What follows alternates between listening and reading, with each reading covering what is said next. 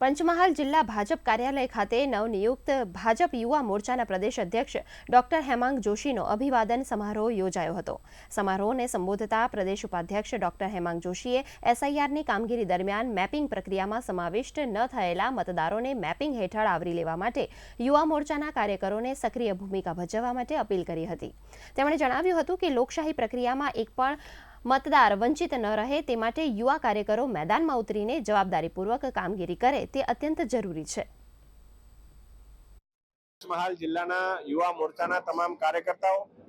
तमाम आदरणीय संगठनना होद्देदारो, माननीय प्रमुख श्री, महामंत्री श्री, चूंटायेला प्रतिनिधिओ, माननीय सांसद श्री, तमाम धारासभ्यश्रीओ अने तमाम कार्यकर्ताओनो प्रेम, आशीर्वाद अने स्नेह मने प्राप्त थयो छे ने एमनी साथे आगामी समयनी अंदर रचनात्मक कार्यक्रमों करी अने कई रीते भारतीय जनता पार्टी विचारधारा साथे आ विस्तारना युवानोने जोड़ी शकाय अने खोटी भ्रमणा फैलावता